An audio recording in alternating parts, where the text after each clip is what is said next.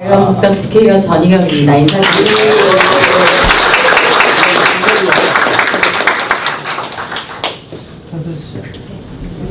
네, 이게 지금 어디서 촬영들을 하시는 건가요? 예. 이제 편하실 아, 예, 예. 잘 들리십니까? 네, 잘 들립니다. 네. 시위가 많이 있어서 고개를 좀 뚫고 오느라고 늦었는데, 죄송합니다. 예.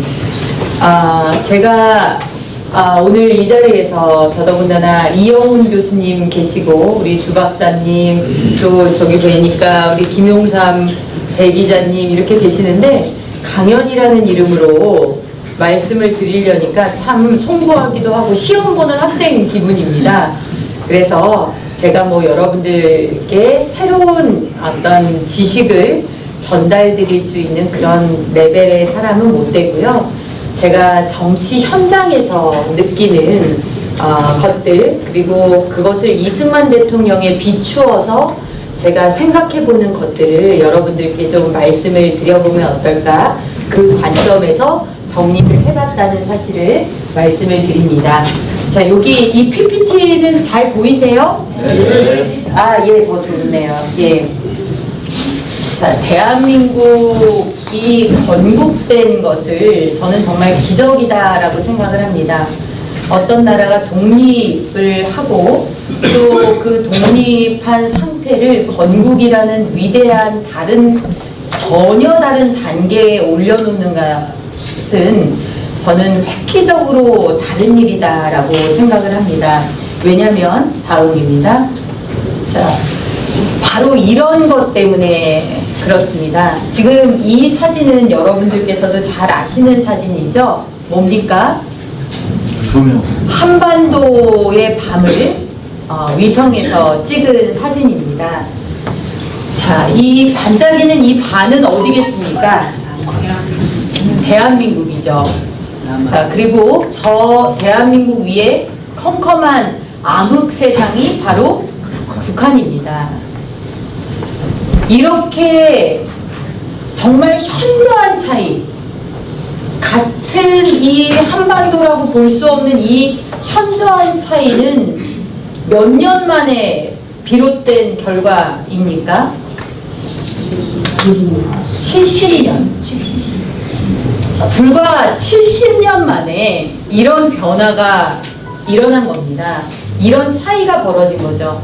자, 그럼 이 70년 동안 도대체 북한은 왜, 그리고 대한민국은 왜, 이런 걸 묻는다면 우리는 뭐라고 대답을 할 수 있겠습니까? 저 차이의 근본적인 원인이 무엇인가? 자, 똑같은 언어를 쓰지 않습니까? 똑같은 말을 쓰는 사람들, 한 핏줄로 뭐 두뇌 DNA가 되게 다 비슷할 것으로 볼 수 있는 사람들, 그리고 뭐 어디 한쪽만 뭐 석유가 나기를 하나, 파보면 가스가 나오기를 하나, 똑같은 부존 자원, 심지어 북한 같은 경우가 지하 자원은 우리보다 낮죠. 그리고 분단 시기에 국가기관 산업의 분포도 북한이 더 나았습니다.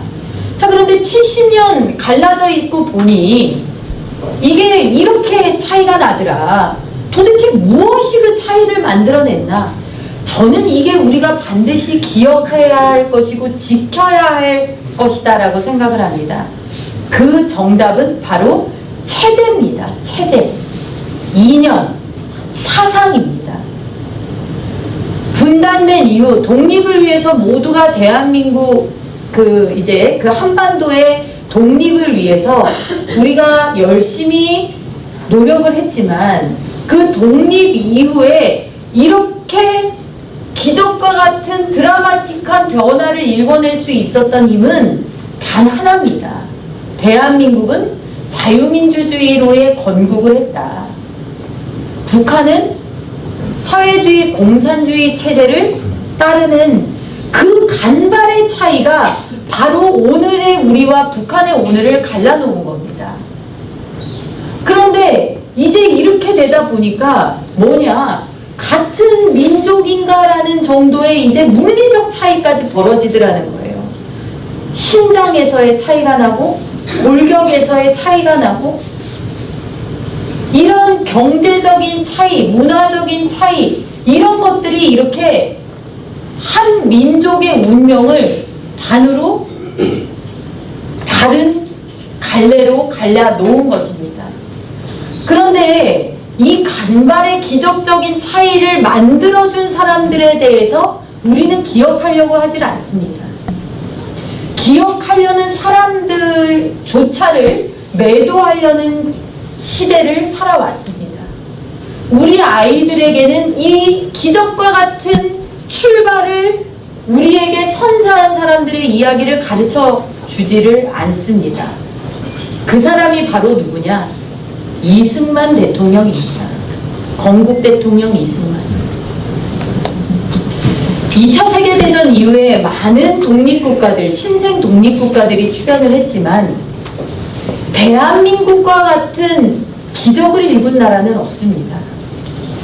그 기적의 근저에는 모두가 잘 사는 평등한 세상이라는 귀에 혹하는 정말 누가 들어도 달콤한 그 길을 가지 않은 그 위대한 선택이 있었던 것이고 그 위대한 선택이라는 것은 그때 당시 이 땅에 살아온 우리들도 대다수가 그 길로 가는 게 맞다라고 하는 틈바구니 속에서 이룩해낸 그런 결단이고 그런 선택이다 라는 겁니다. 저는 지금 대한민국이 겪고 있는 위기가 바로 이때 위기하고 동일하다고 생각을 합니다. 그때 그 이념의 선택지를 받아든 우리 민족이 어떤 선택을 해야 했는가 또 어떤 선택이 옳았는가 우리는 역사로 입증을 해냈습니다. 그런데 70년이 지난 지금 2017년, 2018년, 2019년의 대한민국에서 우리는 또다시 역사가 던진 그 선택지를 받아들게 됐습니다. 당신들은 자유민주주의 시장경제 할 것이냐, 사회주의, 국가주의, 계획경제 할 것이냐라는 질문지를 우리한테 던져놓고 있다는 것입니다. 1945년의 저 서울과 자유시장경제가 만든 오늘의 서울, 이 두 가지의 갈림길에서 또다시 우리더러 선택을 하라고 하고 있습니다. 그리고 그 출제자는 바로 누구냐? 저는 대한민국의 문재인 대통령이다. 이렇게 생각을 합니다. 대한민국 국민한테 지금 출제를 하고 있습니다. 그때 해방정부, 그리고 이어진 미군정, 그리고 48년의 대한민국 건국에 이르기까지의 우리의 결단이 다시금 우리 앞에 주어졌다. 다음입니다. 정치인들 중에 이 말을 하는 사람이 참 많습니다. 정치꾼과 정치인 사이의 다른 점은 정치꾼은 다음 선거를 생각하지만 정치인은 다음 세대를 생각한다는 것이다. 저는 정치인 치고 이 말을 안 하는 사람을 참 드물다라고 생각을 합니다. 정치꾼은 다음 선거를, 정치인은 다음 세대를. 과연 우리도 그렇다. 이렇게 생각을 합니다. 자, 다음입니다. 자, 여기 대한민국을 한 시대를 이끌었던 대한민국의 대통령들의 얼굴들이 있습니다. 이승만, 박정희, 전두환, 노태우, 김영삼, 김대중, 노무현, 이명박, 박근혜, 문재인 이런 대통령들이 있습니다. 자, 이 대통령들이 지금 내걸었던 그 시대의 기치들을 한번 보시죠. 자, 3.4공화국 민주공화당의 박정희 대통령, 경제건설, 근면자조, 5공화국, 정의사회 구현, 6공화국으로 오면서 위대한 보통사람의 시대, 김영삼 대통령, 문민정부, 신한국 창조, 김대중 대통령, 국민의 정부, 노무현 대통령, 참여정부, 이명박 대통령 실용정보, 박근혜 대통령 국민행복시대, 문재인 대통령 더불어 잘 사는 경제, 내 삶을 책임지는 국가. 자, 여러분들은 여기에서 무엇을 느끼시나요? 제가 여러분들한테 드리고 싶은 말씀이 바로 다음입니다. 건국 대통령 이승만 대통령은 이렇게 얘기를 했습니다. 자유를 존중하는 것이 나라를 세우는 근본이다. 저는 대한민국에 역대 많은 대통령들이 계셨지만 사상가이자 정치가 그러니까 어떤 국가 공동체가 도달해야 되는 목표와 지향, 그것에 대한 명확하고 확고한 이 지식체계, 이 사상체계가 겸비된 정치가이자 사상가는 건국 대통령 이승만 대통령이다. 이렇게 봅니다. 앞에 슬라이드를 한번 보시죠. 자, 박정희 대통령 하면 우리가 떠올리는 말은 뭡니까? 잘 살아보세 아닙니까? 잘 살아보자. 반만년 가난에서 탈출하자. 그 슬로건이 대한민국을 가난에서 탈출시켰습니다. 그리고 또 하나 생각나는 것은 반공입니다. 반공. 공산주의는 안 된다. 반공. 그리고 이 박정희 시대를 이끌었던 어떤 방법론상의 것들은 새마을운동에서 얘기하듯이 근면, 자조, 협동과 같은 방법론이 있었습니다. 박정희 대통령이 대한민국을 가난에서 구한 위대한 대통령, 공산주의와 맞서서 대한민국을 지켜낸 대통령. 자, 그러나 그럼에도 불구하고 이 반공이라는 것은 공산주의의 엔타이죠. 반하는 엔타이. 잘 살아보세라는 것도 우리가 가난을 면해야 된다라는 어떤 그 현상으로서의 목표치, 우리 국민이 도달해야 되는 목표치일 수는 있지만 자유라는 것을 강조했던 이승만 대통령의 가치와 사상과 이념체계로서의 지향하고는 좀 차이가 있어 보이죠. 박정희 대통령의 잘 살아보세에서 자, 그 다음은 뭘로 넘어갔냐? 5공화국 정의사회구현. 어떤 것을 우리가 정의라고 이야기하나요? 누가 규정하는 정의죠? 좌에서 보는 정의, 우에서 보는 정의, 잘 사는 사람의 정의, 그렇지 못한 사람의 정의. 이것이 모두가 인정할 수 있는 사상과 가치체계의 정수를 내포하고 있느냐? 저는 그렇게 보지 않습니다. 그냥 좋은 말 수준의 지금 정의사회고요.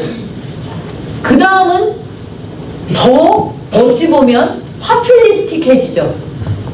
위대한 보통 사람의 시대. 어디로 가자는 거죠? 뭘 하자는 거죠? 위대한 보통 사람의 시대. 위대한 보통 사람의 시대. 저 위대한 보통 사람의 시대는 그럼 보통 사람이 아닌 사람들을 상정하고 있다는 얘기 아니겠습니까? 보통 사람이 아닌 사람들. 이것이 우리 사회의 목적성과 지향점과 무슨 상관이 있느냐라는 겁니다. 보통 사람의 시대. 자, 그 다음에 김영삼 대통령은 문민정부. 어쨌든 군부는 아니다. 이거죠. 참 민이다, 문민이다. 이제 총의 시대는 지나갔다. 칼의 시대는 지나갔다. 문민이다. 제가 이 대통령들의 업적을 폄훼하려고 지금 드리는 말씀이 아닙니다. 사상가로서의 이승만 대통령의 이 차별점을 제가 여러분들한테 드리고 있는 거예요. 정치가이자 사상가로서의 차이점. 문민정부. 무엇을 여러분들 읽어내실 수가 있습니까? 우리가 가야 될 무언가. 문민정부. 자, 그 다음에 김대중 대통령 들어서 국민의 정부. 뭘 읽어낼 수가 있죠? 국민의 정부를 통해서? 아니, 국가를 그럼 국민과 함께하는 게 국가지. 국민의 정부. 그 다음에 노무현 대통령이 이제 참여정부입니다. 참여하자. 참여정부. 그리고 참여정부 그 노무현 대통령으로 상징될 수 있는 건 사람 사는 세상. 사람 사는 세상. 그게 대한민국이라는 국가와 공동체가 어디를 향해야 되느냐. 제가 앞서 보여드렸던 그 한반도의 기적과 같은 그 양분. 왜 그런 차이가 벌어졌고 우리가 그런 차이 어떻게 해야 더 그걸 밝게 할 수 있는지에 대한 게 들어있냐라는 관점에서 한번 보시라는 겁니다. 사람 사는 세상. 그럼 그 이전까지 누가 사는 세상이었다는 건가요? 개돼지. 사람 사는 세상. 자, 그 다음에 이명박 대통령 경제 대통령을 표방하면서 중도 실용. 좌우는 없다. 중도다. 실용이다. 철학이 존재합니까? 중도 실용. 박근혜 대통령 국민 행복 시대. 행복해야 된다. 국민이. 어떻게? 무엇으로? 어디로 가야? 어떻게 가야? 행복이라는 이거 역시도 국민들이 듣기에 좋은 말. 문재인 대통령 더불어 잘 사는 경제, 내 삶을 책임지는 국가. 문재인 대통령은 친구 노무현 대통령보다 한 걸음 더 나갔어요. 노무현 대통령은 사람 사는 세상, 문재인 대통령은 사람이 먼저다. 그러면 누가 그러면 나중이라는 얘기인데요. 그동안 그럼 누가 먼저였다는 얘기입니까? 자, 이런 식으로 지향을 상실한 어떤 것들, 그리고 교묘한 분열과 그 계급 갈등, 그리고 두루뭉술한 지향, 이런 것들이 저는 정말 점차적으로 대한민국에서 점점 심해져 오고 있다라고 생각합니다. 가치를 내포하지 않은 정치인, 사상과 이념의 어떤 존재를 부정하거나 그것의 중요성을 모르는 정치인들의 시대를 우리는 점점 깊숙이 들어가고 있다는 것입니다. 그러나 우리의 건국은 그렇지 않았습니다. 자유를 지키는 것이고 국가의 근본이다. 자, 자유가 그럼 뭐냐? 우리는 자유에 대해서 다 이야기할 수 있습니다. 그것이 무엇을 의미하는지 압니다. 자유는 누군가에게 가진 자, 못 가진 자, 위정자와 아닌 자, 군과 민간, 좌와 우, 이렇게 해서 나뉘어져서 재단될 수 있는 것이 아닙니다. 자유라는 것은 적어도 이런 국가의 근본 토대와 철학과 지향을 가졌던 위대한 출발이었다. 그렇게 따지면 참 우리는 적어도 정치 철학 면에서 굉장히 결핍과 빈곤의 정치 시대를 맞이하고 있다.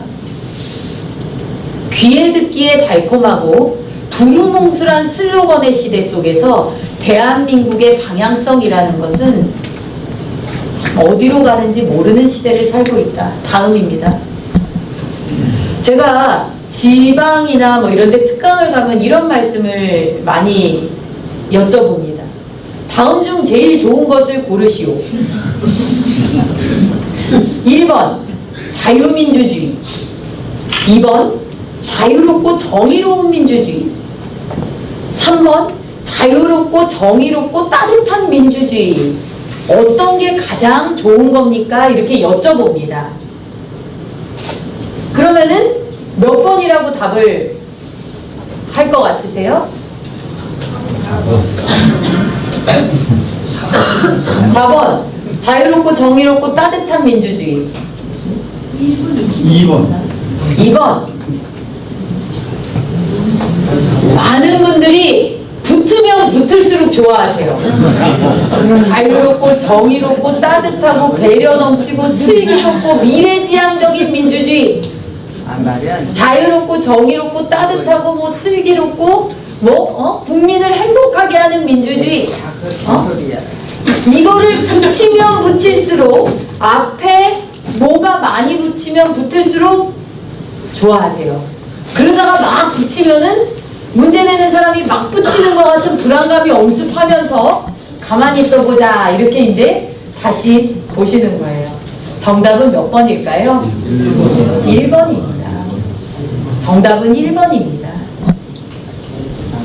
자유민주주의는 자유로운 민주주의하고도 전혀 다른 것입니다.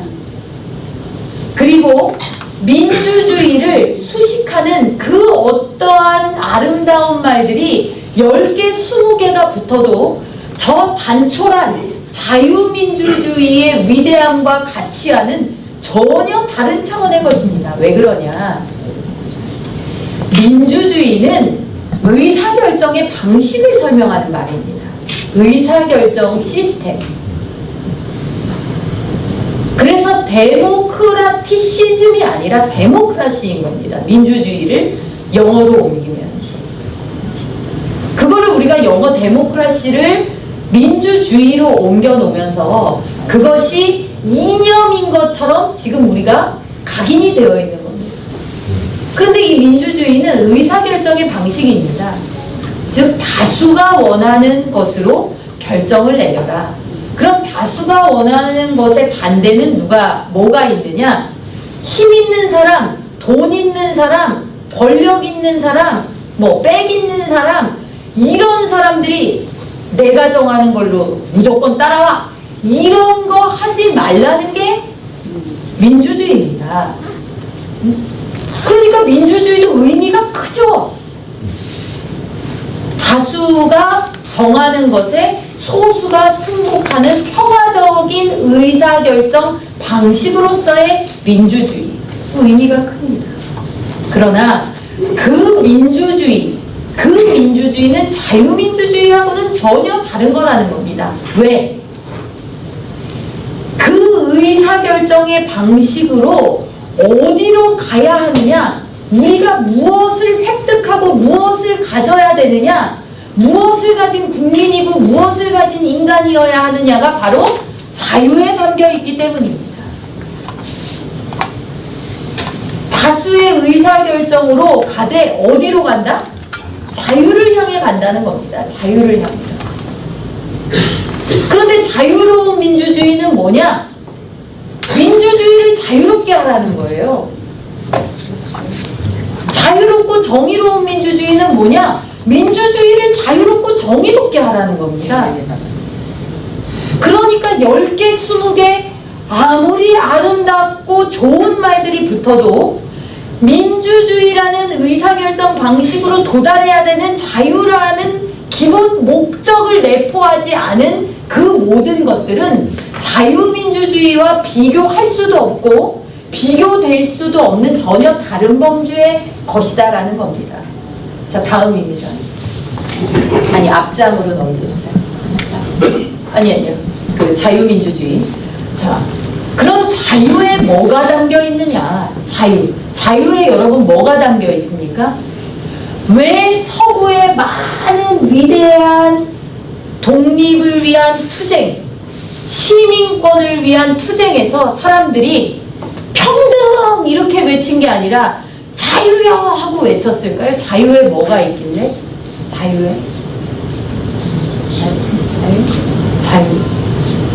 바로 이 자유에는 우리가 소위 말하는 정치적 자유 있죠? 표현의 자유, 언론의 자유, 집회 결사의 자유, 이런 모든 것들을 얘기하는 정치적 자유, 당연히 이 자유에 들어가 있어요. 국민이 누려야 될 기본권으로서, 인간이 누려야 될 기본권으로서. 그리고 또 하나, 많은 자유를 얘기하는 사람들이 쉽게 잊는 자유가 또 하나 포함되어 있습니다. 그게 뭔가요? 경제적 자유입니다. 경제적 자유. 내가 내 것을 온전히 내 것으로 소유할 수 있는 기본적인 소유권, 재산권, 이런 것들이 다 자유에 담겨 있는 겁니다.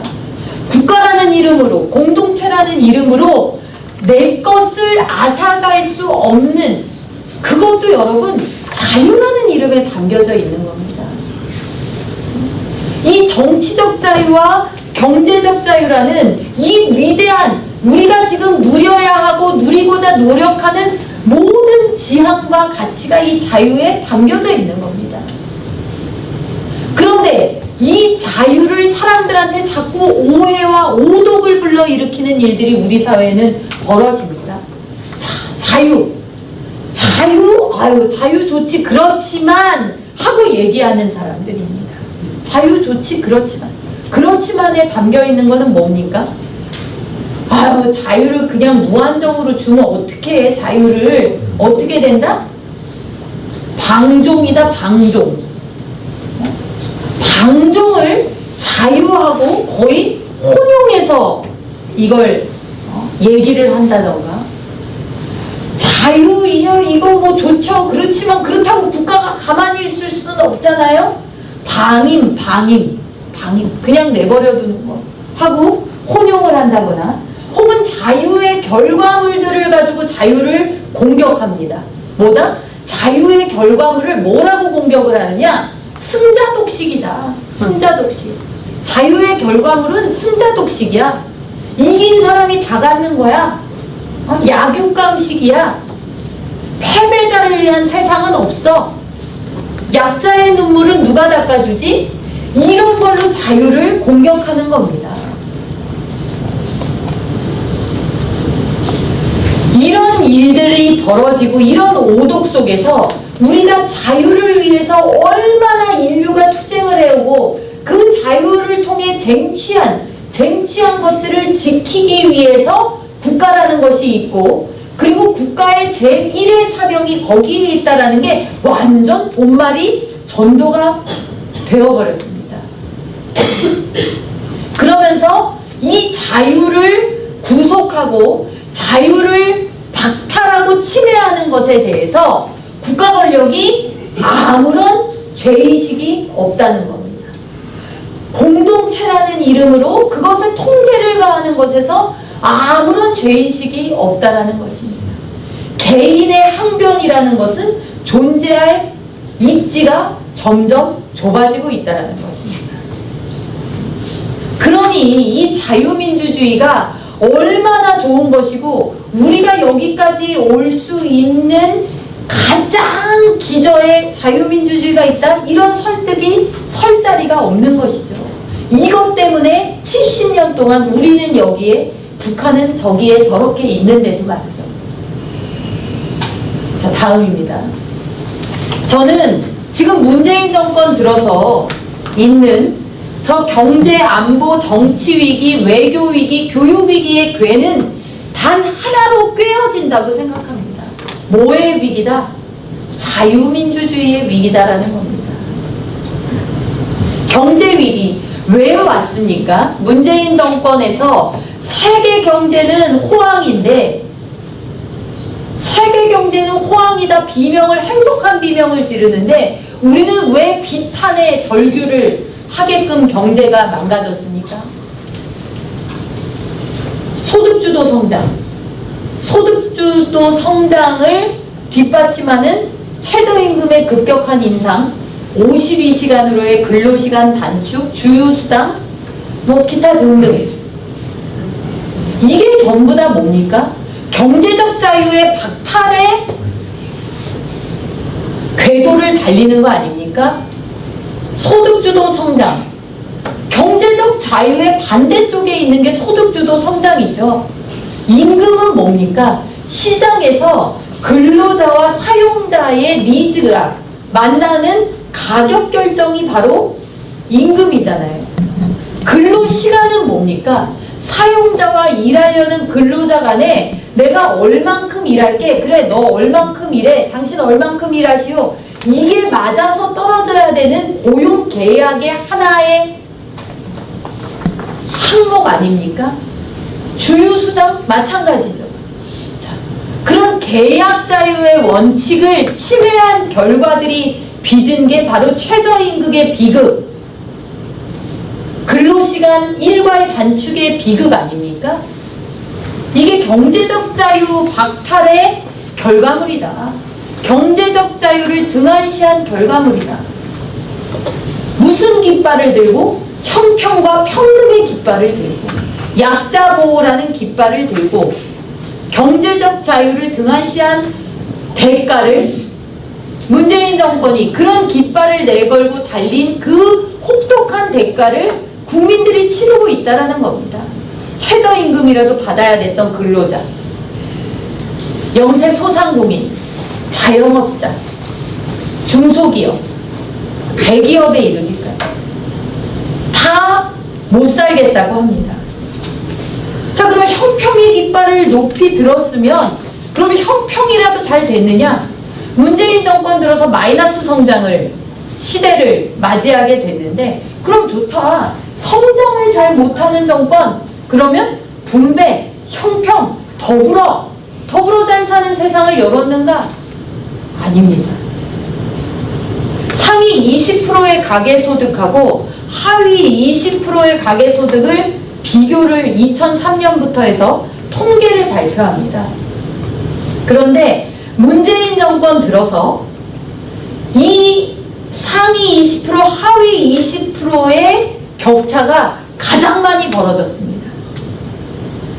2003년 통계 작성 이래 최악의 분배 격차가 실증이 됐습니다. 그래서 마가릿 대처 같은 사람들은 그렇게 얘기를 하는 겁니다.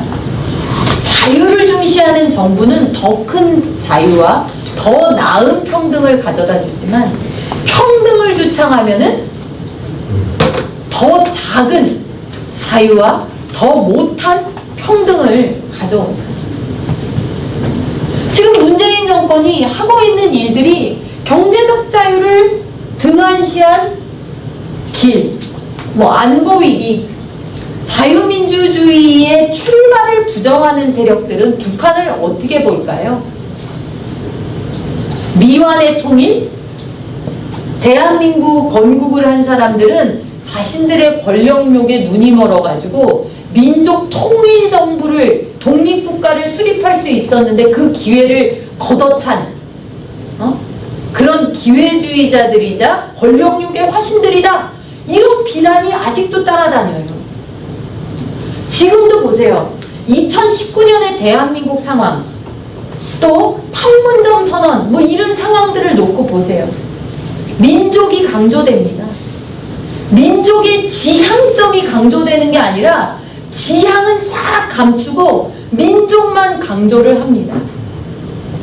우리 민족끼리 함께, 자, 이런 것만 강조가 됩니다. 건국 당시에는 어땠을까요? 좌우 합작 노선, 어떻게든 같이 우리 민족이. 그런데 북한은 이미 소련의 진두지휘 하에 대한민국 건국 수립 이전에 북한 정권을 이미 세워놨다는 사실이 소련의 비밀 문건이 공개되면서 다 백일화에 드러났거든요. 그런데도 단독 정부를 만든 책임을 우리한테 돌리면서 한반도 유일의 합법 정부가 대한민국이라는 사실을 부정합니다. 남한만의 합법 정부다. 남한만의 합법 정부. 한반도에, 그래서 유엔이 인정한 한반도 유일의 합법 정부라는 역사적 사실, 문건으로 증명되는 사실마저도 의도된 오역을 가지고 부정한다. 그러니 북한을 어떻게 보겠어요? 저는 문재인 정권의 핵심부에 있는 사람들, 그 사람들 머릿속에 분명히 이런 생각이 있을 거다라고 생각을 합니다. 저 반은, 그러니까 북한이죠. 그러니까 대한민국은 태어나지 말았어야 할 부정의한 나라, 기회주의가 득세한 나라, 이렇게 생각을 하면서 북한은 제국주의의 속국으로 들어가지 않고 영롱한 민족정기, 백두정기를 지켜온 배고프나 고고한 우리의 반쪽이다, 이렇게 생각하지 않을까, 이런 생각이 있지 않을까, 이런 생각을 합니다. 왜? 한때 그런 생각을 가지고 있었던 사람들이 자신들이 그 생각을 포기했다, 내 생각이 바뀌었다라는 사실을 얘기하지 않고 있기 때문에 그렇습니다. 그런 사람들이 북한을 어떻게 보겠습니까? 우리가 배불러서 미안하다, 우리가 자본의 노예가 돼서 미안하다, 우리가 제국주의에 찬동해서 미안하다. 그러니 어떻게 해요? 굽실굽실 할 수밖에 없죠. 뭔가 찔리죠. 뭔가 미안하죠. 저는 문재인 정권의 대북관 그리고 대북 정책이 국민 일반의 상식과도 득을 지면서 한쪽 방향으로 달려가는 것에 대해서 합리적 의심을 충분히 할 수 있다라고 생각을 합니다. 북한이 판문점 선언 이후에 미사일 발사를 2차례에 걸쳐서 또 했는데 아직도 우리 정부는 그 미사일이 미사일이다라고 명확하게 얘기를 안 합니다. 아직도 분석 중이에요. 아직도 분석 중이에요. 한정하지 말래잖아 지금. 북한의 미사일 발사 이후에 우리가 한 일은 뭐냐? 북한에 5만 톤의 쌀을 주기로 결정한 겁니다. 시가로 치면은 약 1,500억 정도 될 거다. 거기에 운반비까지 우리가 내기로 했으니까 더 되겠죠. 판문점 선언 이후 9.19 남북 군사 합의라는 거를 하는데 이게 이제 국회 비준을 받아야 된다라고 그토록 얘기를 하고 주장을 했지만 묵살당했습니다. 그러면서 남북 군사 합의를 정부가 사인을 해서 남북 군사 합의를 했는데 이 남북 군사 합의가 뭐냐? 엄연히 휴전선을 맞대고 있는 지금 휴전 상태에서 상호 이 평화라는 미명하에 상호 이 방위 이거에 있어서 서로 교류를 하고 알려주고 트고 지내자 뭐 이런 겁니다. 그래서 지피도 철수하고 훈련할 때 알려주고 항공기 뜨면은 알려주고 뭐 이런 것들을 합의를 맺었습니다. 그런데 저는 그런 생각이 들어요. 자, 우리하고 북한하고 지금 휴전선 양쪽을 두고 대치하고 있는 이 상태가 과연 같은가? 우리는 뭐를 위해서 들고 있는 총입니까? 뭐를 위해서 지키는 거죠? 방어죠, 방어. 우리는 방어입니다, 방어. 방어. 그들이 도발하지 않는 한 우리의 총뿌리에서 총성이 울릴 일은 없는 방어입니다. 그런데 저쪽은 뭐였습니까? 공격, 도발, 침략. 그거를 동률로 놓고 야, 친하게 지내자. 무장 풀어. 내부로부터의 안보 해체와 무력화죠. 내부로부터. 여러분도 아마 들으셨을 겁니다. 뭐 현충일에 김원봉 띄웠다. 북한 전범 6.25 공로로 훈장까지 받은 그 김원봉을 현충일에 뒤로는 전몰 장병들의 묘를 놓고 묘역을 뒤로 하고 앞으로는 그 유가족들을 앞에 두고 김원봉을 띄웠다. 웬일로 국가유공자들 가족분들 모셔다가 청와대에서 식사하나 했더니 떡하니 책자 나눠준 데는 만면의 미소 뜬 김정은이 있더라. 이게 단순한 해프닝일까요? 저는 문재인 정권이 대한민국을 상대로 이념전쟁, 역사전쟁을 벌이고 있다라고 생각합니다. 끊임없이 도발하고 끊임없이 흔들고 있다라고 생각합니다. 사람들의 인식을 그들의 인식선으로 처음에는 저게 무슨 황당한 소리래? 했다가 가만히 있어봐. 근데 뭐 김원봉도 좋은 사람이라던데? 가만히 있어봐. 아유 이제 그럼 다 잊고 살아야지 뭐 평화의 시대가 왔는데 그리고 뭐 그 도발은 김정일 때지 김정은 때는 아니지 않어? 사람들을 이렇게 점점 만들어 간다는 거죠. 그렇게 말도 안 되는 도발, 사회의 출렁임 끝에 평온지대는 왼쪽으로 이렇게 지금 전선을 자기네들 쪽으로 유리하게 만들고 있다. 대통령이 북유럽 순방을 가가지고 스웨덴 의회 연설을 했는데 스웨덴 의회 연설에서 뭐라고 하셨느냐? 남과 북은 한 번도 다른 나라를 침략한 적이 없다. 서로 총뿌리를 겨눴던 슬픈 역사만이 있을 뿐이다. 이게 도대체 무슨 말씀입니까? 국민 세금으로 해외 순방을 가서 대통령이 직접 대통령 입으로 역사 왜곡을 했습니다. 6.25 전쟁을 부인했어요. 아니 남과 북이 한 번도 다른 나라를 침략한 적이 없다니요. 6.25는 뭐죠? 거듭된 북한의 도발은 뭡니까? 연평도, 천안함, 연평해전, 목함지뢰, 아웅산, 칼기폭파. 도대체 대통령이 스웨덴에 가서 남과 북을 그렇게 얘기를 하고 서로 총뿌리를 겨눴던 슬픈 역사가 있을 뿐이다. 이게 바로 북한이 6.25를 선전하는 방식 아닙니까? 상호 38도선을 두고 상호 투닥투닥 충돌들을 빚어오던 끝에 확전된 것이다. 이거는 상호 간의 책임이 있다. 불법적 기습 남침에 의한 전쟁이고 그 전쟁의 희생, 상처를 우리는 지금까지 안고 살고 있습니다. 지도자가 세계에 가서 하는 말, 세계 사람들에게 심어놓는 이 자기의 자국에 대한 인식, 이런 것들이 얼마나 중요한가. 그게 바로 6.25 전쟁에서 나타난다고 저는 생각합니다. 뭐냐? 6.25를 그냥 독립한 지 얼마 안 되는 안정 안 된 그냥 손톱만한 나라에서 벌어지는 내전쯤으로 치부하려는 사람들과 세력들이 있었습니다. 지들끼리 이거 북닥거리다가 이기는 편 우리 편.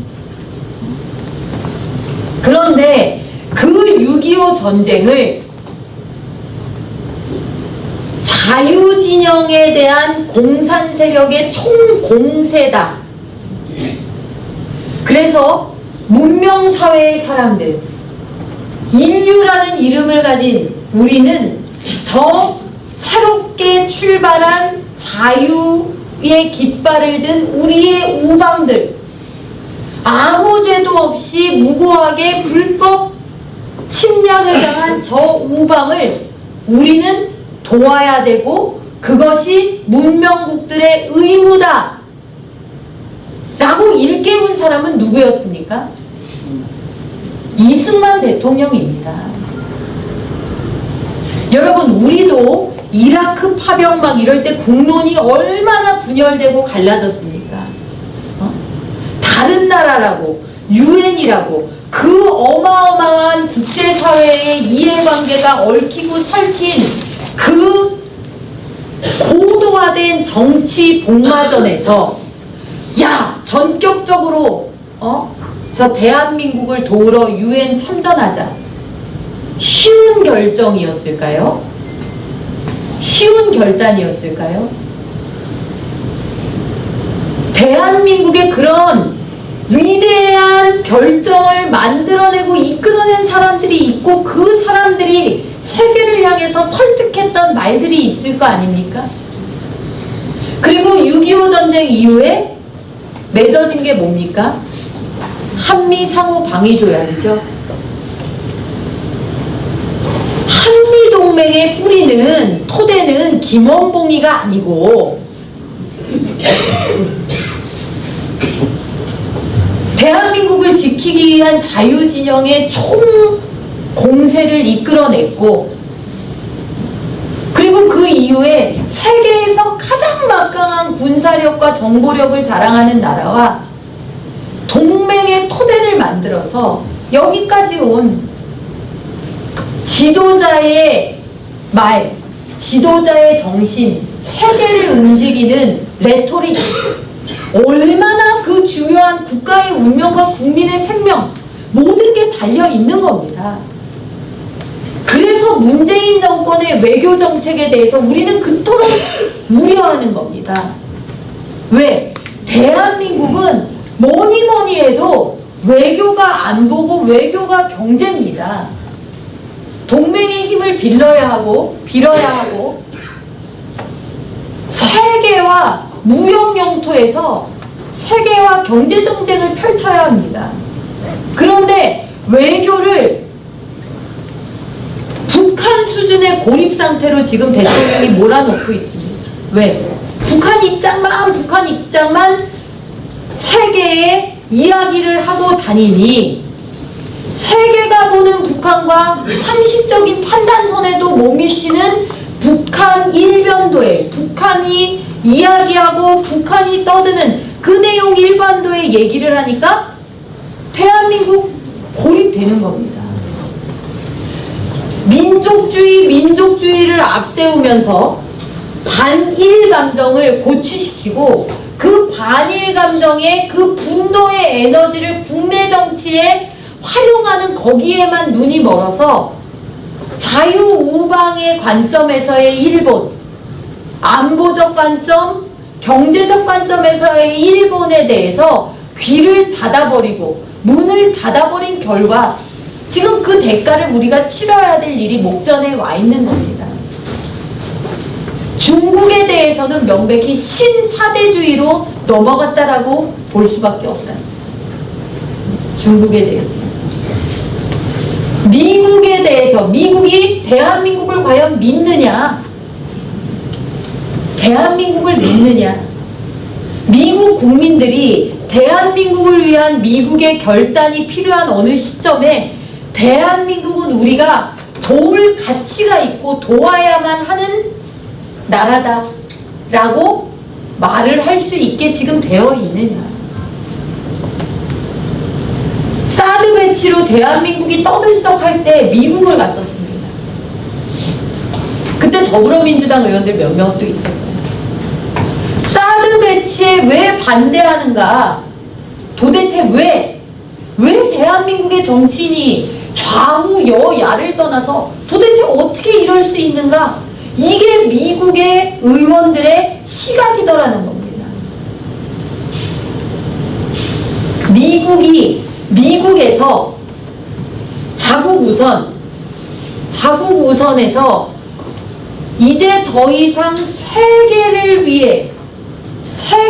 위한 미국이라는 그런 환상에서 빠져나와야 된다라고 생각하는 정치인들에게 바로 당신들과 같은 주장이 얼마나 유용하게 먹힐지 생각해 봤느냐. 이렇게 이야기하는 정치인의 얘기를 듣고 식은땀이 흘렀습니다.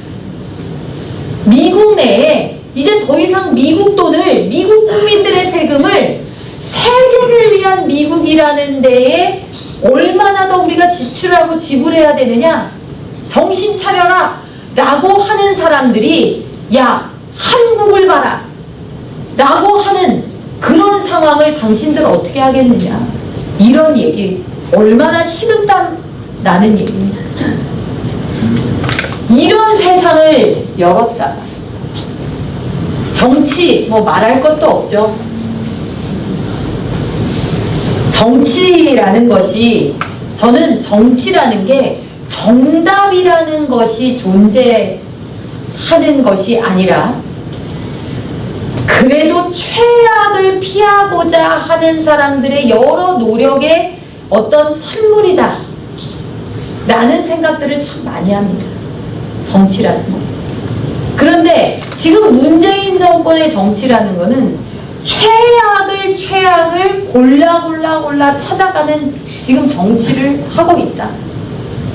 최악을 피하기 위한 타협이라는 것은 존재하지가 않는다. 문재인 정권의 정치에. 지금 보세요. 선거법. 지금 자유한국당이 의석수를 줄이자라고 얘기를 합니다. 그럼 왜 비례대표를 줄이자 그러나? 저는 그렇게 생각해요. 지역구 의석을 줄이자 그러면은 내부에서 지역구 이거 획정하고 뭐 이러는 것 때문에 내부에서 이제 많은 말과 분란들이 쏟아져 나오고, 자, 그런 것들 때문에 현실성을 담보하기 어려운 얘기가 될 확률이 크다. 그러니 이제 비례대표를 가지고 숫자를 줄이자, 의석수. 근데 연동형 비례대표제를 저쪽에서는 하자고 하는 거 아닙니까? 연동형 비례대표제를. 근데 연동형 비례대표제는 필연적으로 뭐가 수반되냐? 의석수가 증가할 수밖에 없어요. 득표한 퍼센티지를 놓고 지역구 뽑아낸 다음에 그 의석수를 가지고 저 퍼센트를 가지고 의석수로 환산을 하고 이렇게 하는 과정을 통해서 의석수가 필연적으로 증가될 수밖에 없어요. 그랬더니 처음에는 330석 뭐 여기까지 괜찮을 것 같다. 10% 늘려서 360석도 괜찮을 것 같다. 아유, 이제 우리나라도 국민의 대표성을 더 정치가 대변해야 된다. 사표를 줄이자 하더니 국민들이 의석수 늘리는 건 안 된다 그러니까 어떻게 하냐? 의석수는 그럼 300석으로 동결, 뭐 50% 연동형, 뭐 이런 얘기들을 막 합니다. 그러나 달성 불가능한 목표라는 게 이미 나왔어요. 왜? 자기네들끼리 합의해서 패스트트랙 가자. 그러니까 패스트트랙이라는 건 뭐예요? 신속안건이라는 건데 330일 최장 지나면은 머릿수 헤아려가지고 땅땅땅 하면은 결론 난다라는 거거든요. 그런데 그렇게 패스트트랙에 태워놓고는 나중에 민평당에서 의석수 늘려야 된다. 의석수 안 늘리면 안 된다. 민주당 내에서도 의석수 안 늘리면 안 된다. 얼마나 그 의석수 계산해내는 방식이 복잡한지 심상정 의원이 당당하게 얘기하잖아요. 국민은 몰라도 된다. 계산 방식이론 국민 몰라도 된다. 이렇게 얘기를 하지 않습니까? 근데 더불어민주당은 지금 공수처보다도 선거법보다도 공수처에 더 방점을 찍고 있는 것으로 보입니다. 그러니까 선거법이 공수처법에 지금 인질로 잡혀 있는 거예요. 정의당은 선거법을 원하고, 왜? 연동형 비례대표제가 내가 찍은 표가 어느 정당 아무개를 당선시키는지는 불명확해지지만 명확한 거 딱 하나는 있거든요. 정의당의 대약진. 그러면 꼬리가 몸통을 흔든다고 문재인 정권 방식의 경제정책, 대북정책, 뭐 외교정책, 이거는 정의당이 한 발 더 나아가 있는데 정의당과 더불어민주당이 맨날 저 선거연대 하듯이 손만 잡으면 어떻게 된다는 얘기인가요? 자유민주주의하고는 영영 이별이라고 봐야 되는 거죠. 그런데 그 선거법을 왜 더불어민주당이 그렇게 쉽게 내어줬느냐? 자기네들은 정의당하고 손잡으면 달성하려고 하는 세상은 갈 수 있는 거고, 더 중요한 게는 공수처법 때문에 그렇습니다. 공수처법. 공수처라는 게 뭡니까? 고위공직자 비리수사처.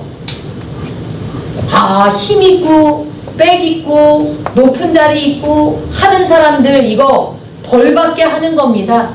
저들의 설명은 언제나 명쾌하고 국민들의 가슴을 뜨겁게 합니다. 맞아, 힘 있는 놈들도 죄지면 벌을 좀 받아야 돼. 그런데 누구를 기소하냐? 판사, 검사, 경찰 이런 사람들을 기소하게 돼 있습니다.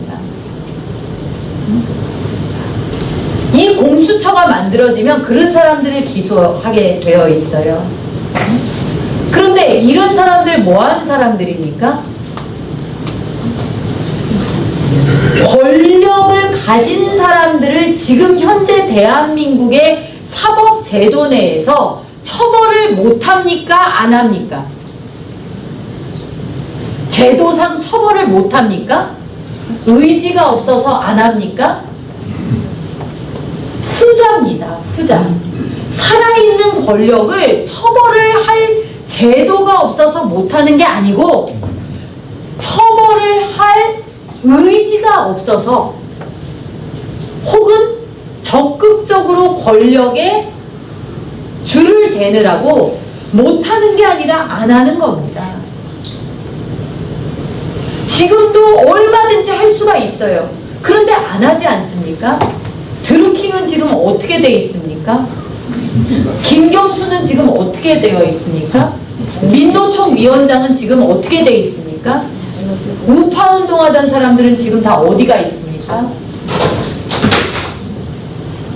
지금 제도가 권력자들을 단죄할 수 없어서 제도적 미비 때문에 지금 대한민국에서 문제가 생기는 게 아니라 대대로 역대로 살아있는 권력은 봐주고 죽은 권력은 물어뜯고 하는 식으로 해서 된 거죠. 그럼 공수처가 만들어 놓을 세상은 뭐냐? 살아있는 권력을 단죄하려는 자여 이리로 오랍니다. 어디 감히 경찰이 검찰이 하던 것도 그거 수사 우리가 할게 가져와 땡겨. 감히 정권 유력자를 실형을 때려 판사 아무개 이리 와 파보겠어 떨어보겠어 먼지 떨이식으로 떨어보겠어. 뭐야? 야당 의원들 국회의원들 뭐 요번에 국회의원 빠졌다 어쩌다 그러죠? 누가 국회의원 빼달라기를 했습니까? 뭘 했습니까? 자기네들이 그걸 정치적으로 프로파간다 하기 위해서 공수처를 반대하는 사람들은 자기 잡혀갈까봐 반대하는 것이다. 이 얘기를 하기 위해서 교묘하게 술책을 부렸죠. 그렇게 반대자의 입에 재갈을 채움으로써 사법장악을 완성하고 이제 사법부마저도 장악당하면 이제 더 이상 옳은 말 옳은 행동을 할 수 있는 토대는 사라진다. 그러니까 더불어민주당은 공수처법이 제일 중요한 겁니다. 공수처법만 해결을 하면 이제는 아무도 정권에 대해서 반기를 들지 못한다.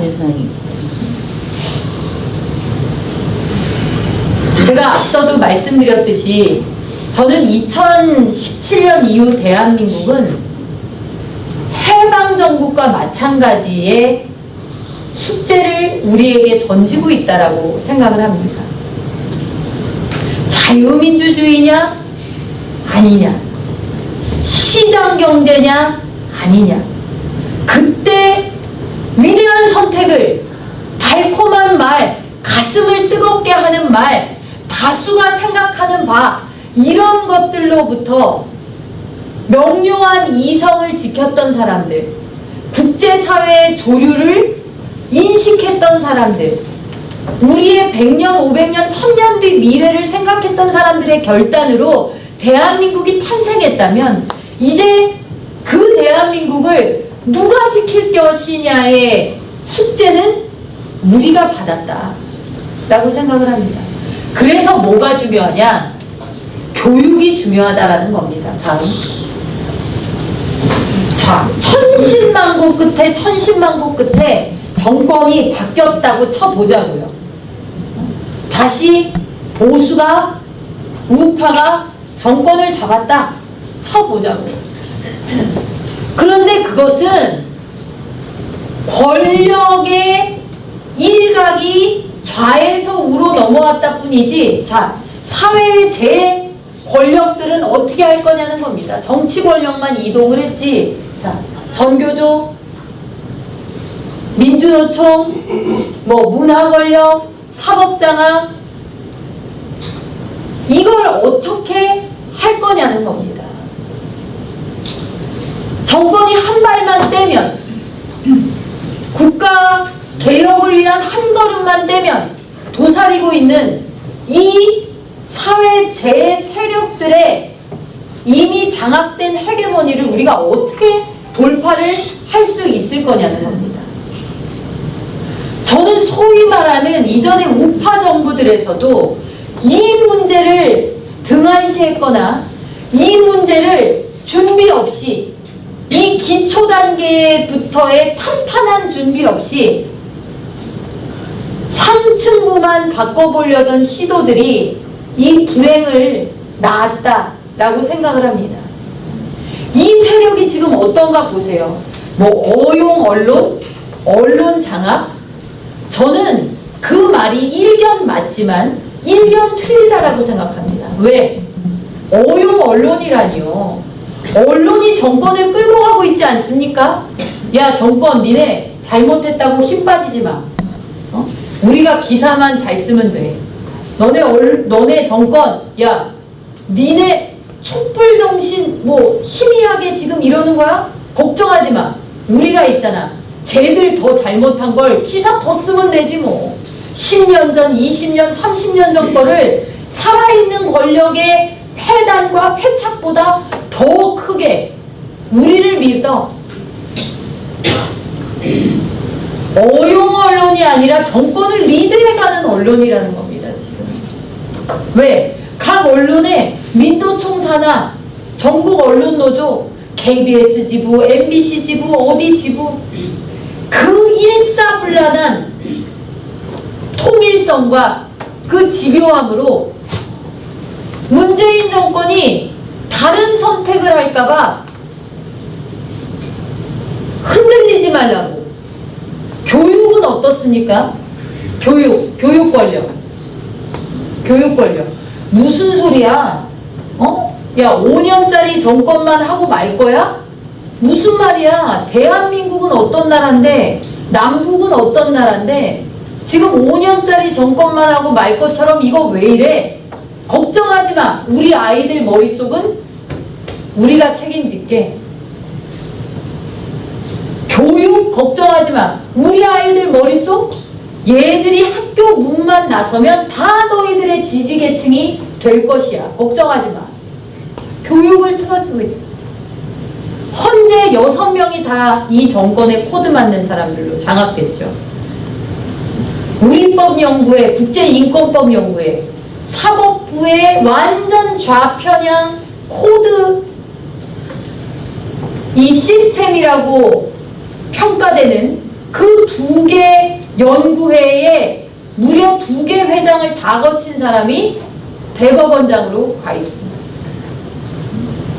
윤석열을 검찰총장으로 만들고, 법무부 장관은 조국을 쓰겠다라고 지금 군부를 떼보고 있는 사법장악. 죄 탈탈 털어서 죄를 만들고 그 죄 엄벌에 처하고, 자, 사법부가 이렇게 도사리고 있다. 이게 정권만 바뀐다고 이 문제를 어떻게 해결을 할 수 있겠느냐. 누가 지금 이 부분을 놓고서 준비하고 싸우고 있느냐.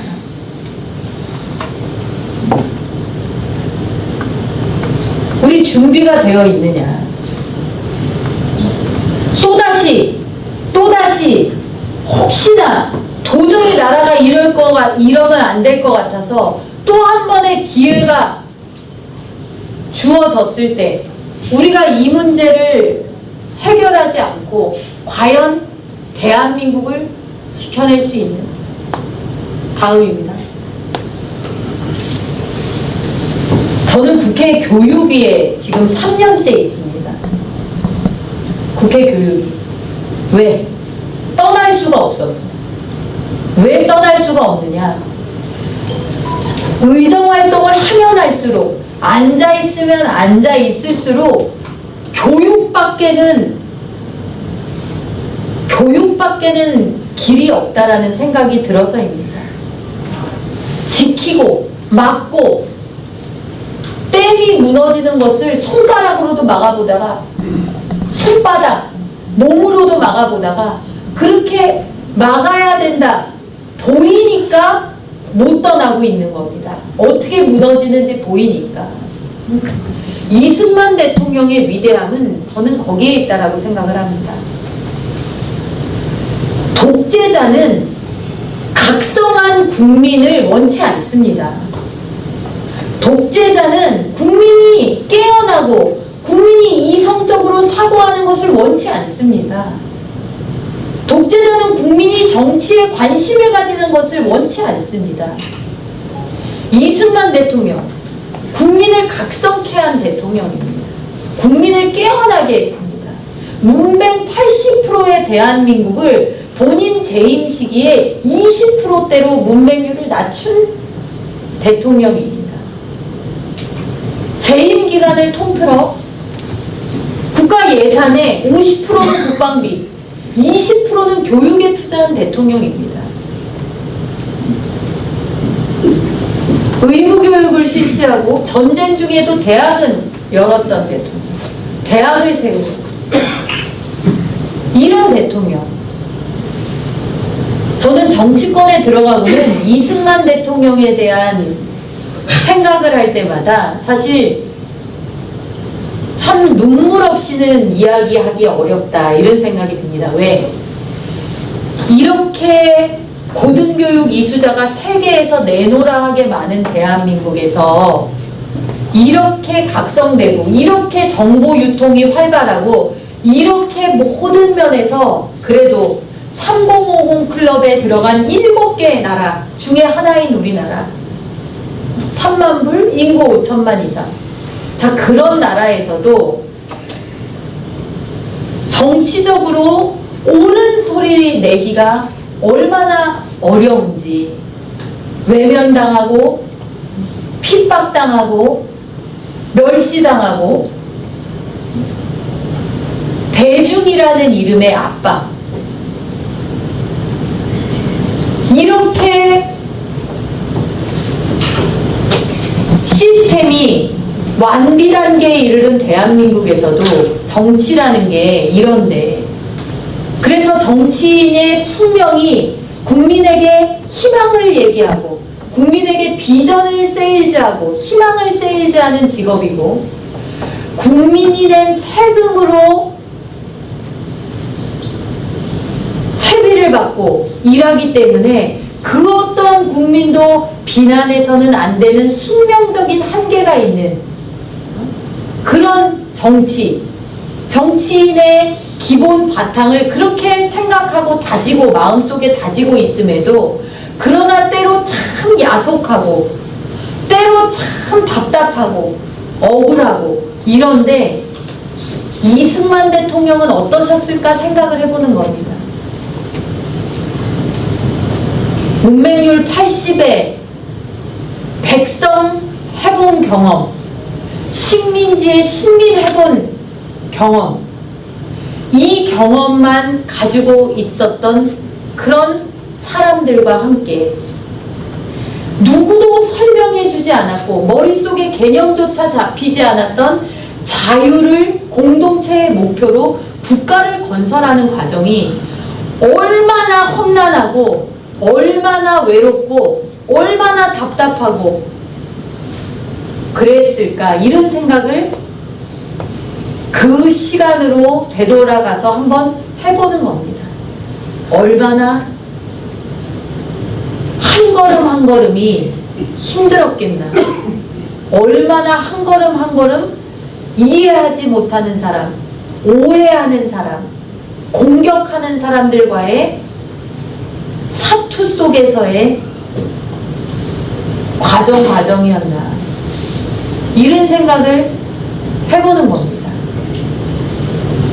그러나 저는 그 시기를 견뎌온 건 국민에 대한 근본적인 사랑이었다고 생각합니다.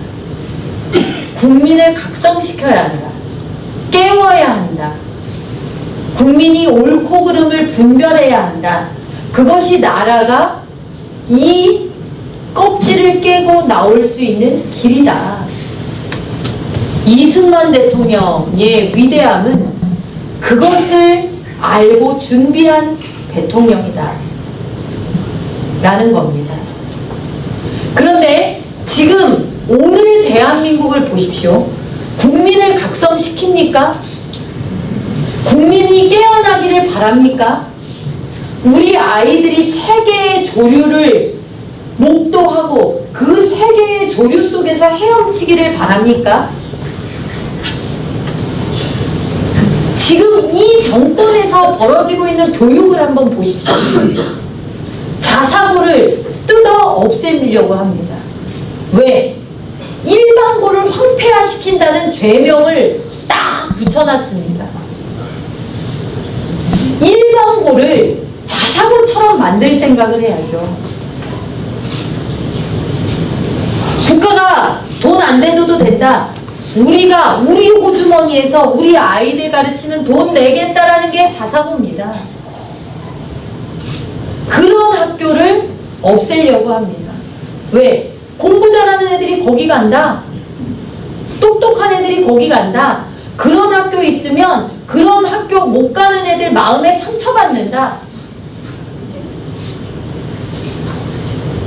그런 학교가 있으면 여타의 학교들도 그런 학교처럼 좋게 만들어야죠. 학교만 보내놓으면 안심이 되는 학교, 학교만 보내놓으면 따로 학원 다니지 않아도 배울 바를 배우는 학교, 학교만 보내놓으면 따로 영어학원 돈 들여서 보내지 않아도 영어에서 나올 수 있게 만들어야죠. 사립초등학교 경쟁률이 10대 1 정도가 된답니다. 사립초등학교. 왜 사립초등학교를 보내려고 그러는지 제가 사립초등학교 보내는 부모들한테 만날 때마다 물어봅니다. 왜? 왜 보내려고 하느냐? 공부 여건이 좋답니다. 1번. 잘 가르친다. 열심히 가르친다. 2번. 돈은 더 내지만 공립학교에 보내면서 학원에서 전부 커버하는 것보다 학교에 차라리 그 돈을 내고 있으면 안전하기도 하고 교육질도 검증될 것 같아서 더 좋다. 이런 얘기들을 합니다. 자, 그러면 그렇게 학부모들이 자기들이 다 알기 때문에 경제적 출혈을 감수하면서라도 보내고 싶은 학교를 공립학교를 그 수준으로 만들어줘야죠. 공립학교를. 있는 학교를 없애서 눈앞에서 치움으로써 배 아픔의 문제를 해결하려는 있지도 않은 프레임으로 교육을 할 게 아니라 그렇게 그 학교가 좋아서 원하는 사람들이 그렇게 많다면 다른 학교들도 그렇게 만들어줘야죠.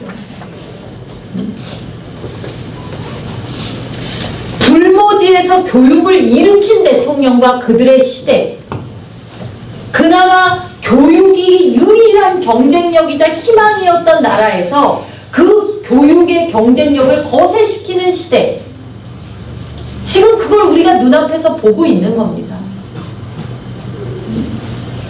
학교 선택권도 없죠. 교사 선택권도 없죠. 배정된 데 가야죠. 들어오는 선생님한테 그냥 앉아서 배워야죠. 학교의 문제, 심지어 고등교육기관인 대학교의 문제도 고등교육의 질, 미래 인재, 대한민국을 어떻게 누가 먹여 살릴까의 문제로 접근하는 것이 아니라 지역 균형 발전 차원에서 대학 정책을 실시하겠다. 도대체 국경이라는 것의 의미가 이토록 퇴색된 이 현대사회에서 인재를 길러내야 되는 교육의 문제를 지역 균형 발전 차원에서 접근을 한다. 근데 그 지역은 어디냐? 한반도의 반쪽, 이 대한민국. 그런 나라에 어떻게 교육의 희망이 있겠습니까? 그러면서 교실 내부로 들어가서 보면 어떻게 해놨냐? 이 정부에서 만들고자 하는 예산까지 1년에 몇 천만 원씩 더 주면서 만드는 혁신학교. 학력저하 심각해서 여러분들 기사에서 보시잖아요. 우리 저 동네 혁신학교 전환한다. 우리 애들 학교를 혁신학교로 전환한다. 혹은 혁신학교로 개교한다. 학부모들이 띠두르고 나옵니다. 반대한다. 혁신학교 반대한다. 왜? 혁신학교 공부 안 시킨다더라. 혁신학교 가면은 이상한 전교조 선생님들이 이상한 교육 시킨다더라. 이러니까 이 혁신학교 반대 목소리가 그렇게 커지는 겁니다. 그런데도 아랑곳하지를 않습니다. 아랑곳하지를 않습니다. 자사고 지정 취소를 하기 위해서 교육감이 어떻게 하면 떨어뜨리나 점수를 돌려보고 요만큼이면 떨어지겠지 하고 딱 점수 선 매겨놓고 떨어뜨립니다. 그리고는 안에 들어앉아서는 무슨 교육을 하나? 자, 교과서 좀 보세요. 여러분 보셨죠? 교과서, 불법, 도둑날이. 자기들이 초등학생들이 세상에 초등학교 6학년 역사 교과서를 자기들 마음대로 고치려고 200군데가 넘는 데를 수정을 하면서 책임집필자가 그걸 이 책임을 지는 건데 이 최종집필자가 말을 안 들으니까 최종집필자를 제외하고 자기네들이 그 집필자의 도장을 마치 집필자가 협의해서 수정 내용에 동의한 것처럼 몰래 불법 날인해가지고 교과서를 발행했습니다. 교과서를 발행했어요. 그래서 저희가 검찰에 고발을 했거든요. 그 검찰 수사 결과가 나왔어요. 교육부가 국회에서 질의하고 이럴 때 김상곤 당시 교육부 장관이 딱 잡아 뗐습니다. 그건 우리하고 상관없다. 교육부하고 상관없다. 출판사의 일이다. 그런데 수사를 해봤더니 교육부에서 조직적으로 관제 민원까지 만들어가지고 교과서가 마치 문제에 있어서 수정해달라는 요청이 있었던 것처럼 꾸며가지고 교과서를 바꾼 겁니다. 그런데 수사를 어떻게 해놨느냐? 과장선에서 했다라는 겁니다.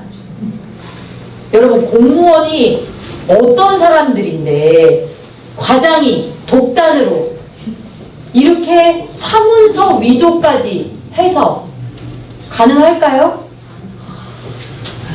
말이 안 되는 얘기죠. 그래서 저희가 김상곤 당시 교육부 장관을 고발을 해놨습니다. 추가로 여기를 수사해라고. 다음 교과서 내용이 없나요?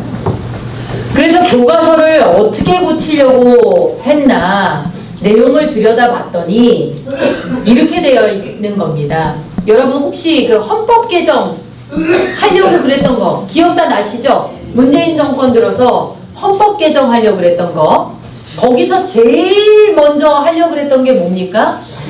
자유민주주의에서 자유를 빼놓는 거죠. 제가 그게 의미하는 바가 뭔지는 설명드렸죠. 그게 얼마나 어마어마한 일을 저지르려고 한 건지를 설명드렸죠. 애들 교과서에서도 집필 기준에 자유민주주의에서 자유를 빼내는 집필 기준에서 자유를 드러낸 것. 새마을 운동을 사진 빼내고 점점 지우고 남침 그리고 도발 북한이 대한민국에 대한 도발 행위에 대한 기술을 없애고 산업화는 정경유착인 것처럼 기술하고 한반도 유일의 합법정부라는 사실도 빼고 이렇게 교과서를 고치려고 불법까지도 서슴지 않았던 겁니다. 이렇게 고치려고. 그런데 교과서를 고친다라는 건 여러분 뭡니까? 교과서를 고친다는 거. 교과서를 왜 고치죠? 미래 세대가 대한민국이 어떠한 나라고 왜 존재했으며 무엇이 우리를 이렇게 존재하도록 만들었는가를 우리 아이들이 알지 못하도록 교과서를 그렇게 만들겠다는 겁니다. 교과서를 이렇게 만든다는 건 자라나는 미래 세대 머릿속에 이런 대한민국을 넣겠다라는 거예요. 그 얘기는 뭡니까? 정권이 바뀌어도 대한민국 국호가 영원해도 그 대한민국은 너희들이 알던 그 대한민국이 아닐 것이다라는 그 선언입니다. 너희들이 알던 대한민국은 이제 더 이상 없어. 자라나는 저 아이들의 대한민국은 너희들이 만들고 너희들이 지켜온 그 대한민국이 아닐 것이다 라고 얘기를 하는 겁니다. 얼마나 두려운 일입니까? 저 사람들이 뭐가 전임 정부에서 제일 잘못한 일이냐라고 스스로 묻고 답하기를 뭐라고 스스로 묻고 답하냐? 역사교과서 고치려고 한 거라고 얘기를 합니다.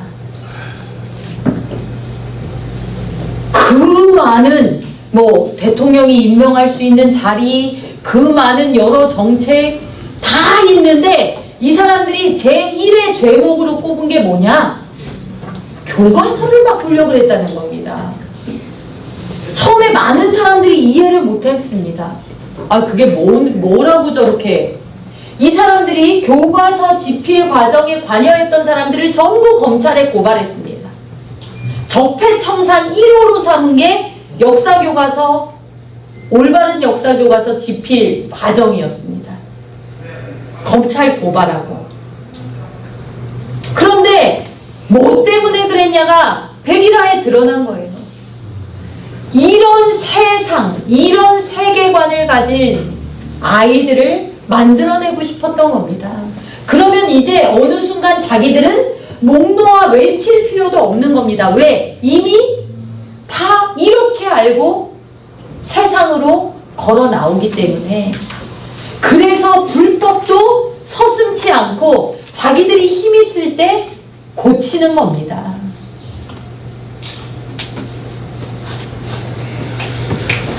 그래서 참 힘든 싸움이다.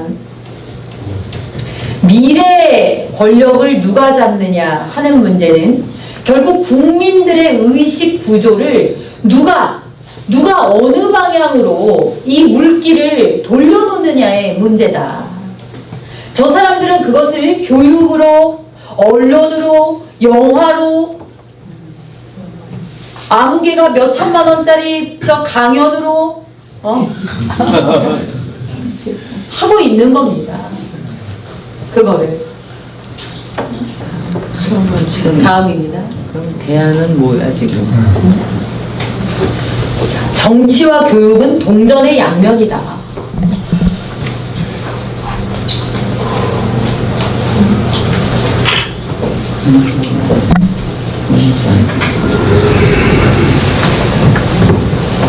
저는 그래서 강의 말미에마다 그런 말씀을 드립니다. 분노가 끝이 아니다. 분노가 끝이 아니다. 외면이 끝이 아니다. 화나니까 안 볼란다. 화나니까 안 볼란다. 내가 너무 분노가 이끌어서 외면하겠다. 우리한테 이럴 시간이 없습니다. 우리가 이제는 의병입니다. 우리가 이제는 의병. 그럼 어떻게 해야 될까요? 어떻게 해야 될까요? 제재를 바꾸는. 어떻게 해야 되겠습니까? 우선 정권을 찾아와야지. 혁명을 이렇게 해야 돼요. 지금 바꾸게. 그러면 어떻게? 선거의 혁명인데 저 강의 중에 죄송합니다. 제가 말씀을 좀 마무리하고 그 시간을 좀 드리겠습니다. 우리가 지키는 수밖에 없다. 저는 그렇게 생각합니다. 우리가 어떻게 하느냐? 우리가 사람들을 교육하고 설득하고 진실을 일깨우고 알려주는 수밖에 없다. 그것이 선거를 통해서, 그것이 학교를 통해서 그것이 문화를 통해서 나가게 하는 수밖에 없다. 정치 권력이 바뀐다. 그것만 바뀐다. 그래가지고 세상이 바뀌지 않는다라는 걸 우리는 이미 경험했다라는 겁니다. 우리가 바꿀 수밖에 없다. 우리가. 자, 그러기 위해서 무엇을 해야 하는가? 저는 그 해답 중에 하나가 이 이승만 학당에도 있다고 생각을 합니다.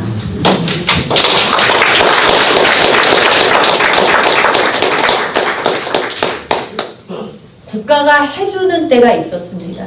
국가가 그래도 적어도 국민됨에 대해서, 국가 간에 대해서, 나라의 정통성에 대해서 나라가 인정하고 기록해야 할 그 나라의 정사에 대해서 국가가 그 역할을 해주던 시대가 있었다. 그러나 이제는 그 시대가 우리 뒤안길로 사라져갔습니다. 그럼 누가 그 역할을? 우리가. 이런 이승만 학당의 출범과 이승만 학당에 모인 여러분들이 저는 그런 움직임의 일각이라고 생각을 합니다. 저는 유튜브를 통해서 진실을 알리고 세상에 목소리를 내는 그 많은 분들이 그런 움직임의 일각이라고 생각을 합니다. 정치도 그 일각입니다. 그러나 가장 파워풀한 일각이기 때문에 우리가 정치권을 포기할 수 없고 포기해서도 안 되는 것입니다. 그러나 정치권이 전부는 될 수 없습니다.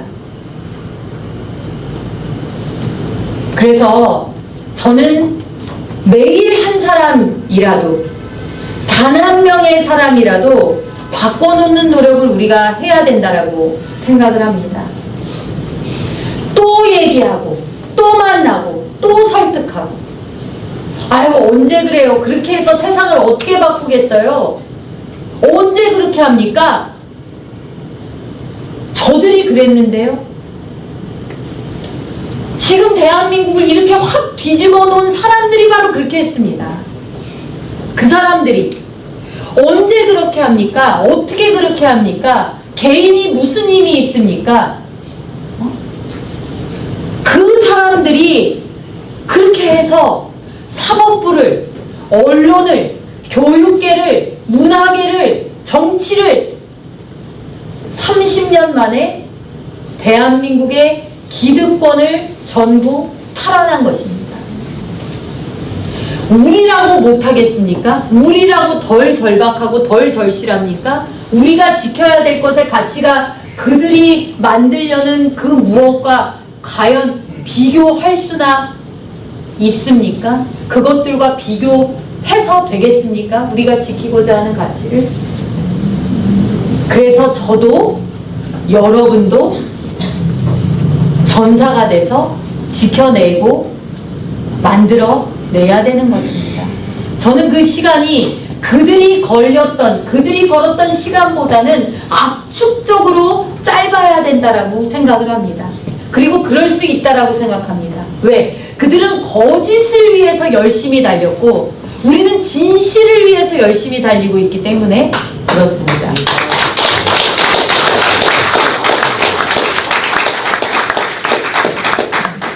오늘 여러 더 많이 하시는 어르신들 앞에서 말씀을 드리느라고 제가 부끄러움을 많이 무릅썼다는 사실을 기억해 주시길 바랍니다. 저도 더 열심히 순간순간 제가 지키고 있는 것이 무엇인지를 자각하면서 열심히 하겠습니다. 여러분들도 지금 이곳 이승만 학당을 지켜주시는 그 마음으로